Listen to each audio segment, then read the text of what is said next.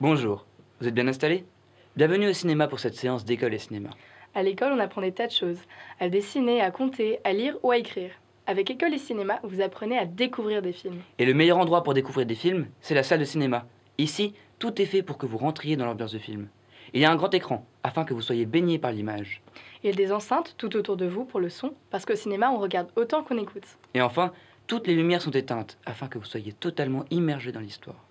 École et cinéma, c'est comme une grande chasse au trésor. Une opération qui se déroule partout en France, qui permet à 1 million d'élèves de découvrir des films rares et précieux, qui ont été sélectionnés pour vous montrer les nombreuses possibilités de fabriquer des histoires. On peut ainsi découvrir des films en noir et blanc, Des films musicaux, des documentaires, des westerns, des films d'animation où l'on donne vie à des personnages en dessin ou en marionnettes, des dessins animés, des films avec des prises de vue réelles où l'on filme les personnes, des films du Japon, des États-Unis, des films du monde entier, des films connus, peu connus des films tristes. ou drôles.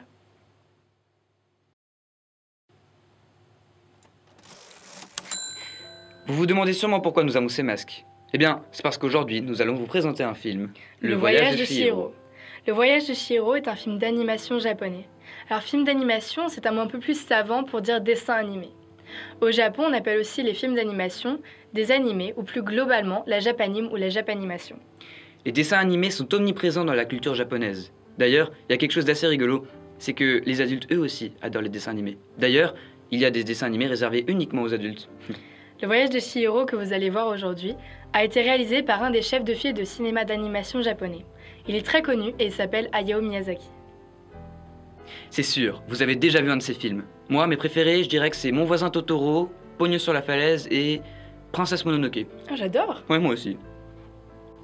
Il est le cofondateur des studios d'animation Ghibli qui ont permis de faire connaître ces dessins animés à travers le monde. D'ailleurs, si vous voyez ce dessin de Totoro avant un film, c'est qu'il a été réalisé dans ces studios. Cela fait très longtemps que le Japon est un des pays qui produit le plus de dessins animés, mais c'est depuis peu que le cinéma japonais s'est fait connaître à travers le monde. Le voyage de Chihiro a été le film qui a permis la reconnaissance et le rayonnement de ce cinéma, parce qu'il a gagné le premier prix au Festival du film de Berlin en 2002 et l'Oscar du meilleur film d'animation en 2003. Mais avant d'être connu pour ses films d'animation faits pour le grand écran, le Japon a d'abord fait énormément de dessins animés pour la télévision. En effet, pendant les années 1970-1980, il n'y avait que ça. D'ailleurs, je suis sûr que vos parents ont été bercés par ces génériques.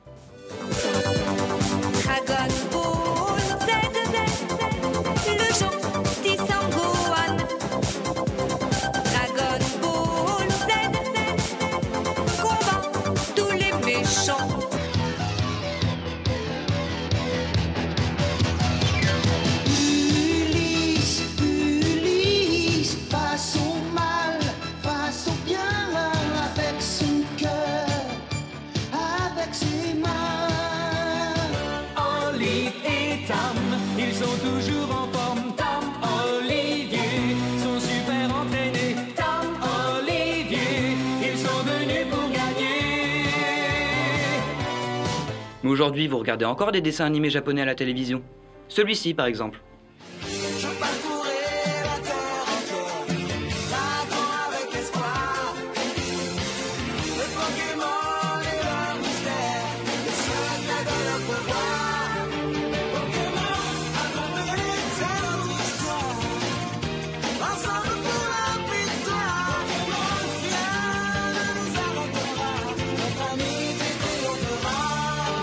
Pokémon. Les films de Hayao Miyazaki sont faits pour le cinéma. Ils s'adressent autant aux adultes qu'aux enfants. Les personnages sont mignons et les histoires sont souvent poétiques, mais il y a toujours un sujet derrière ces films auquel il faut réfléchir. Alors ces sujets préférés sont la nature, le respect de l'environnement, La surconsommation. exact, et le souvenir de la tradition face à la technologie. C'est sûr, après avoir vu le voyage de Chihiro, vous aurez plein de questions. Alors, sans plus tarder, commençons. Bonne projection.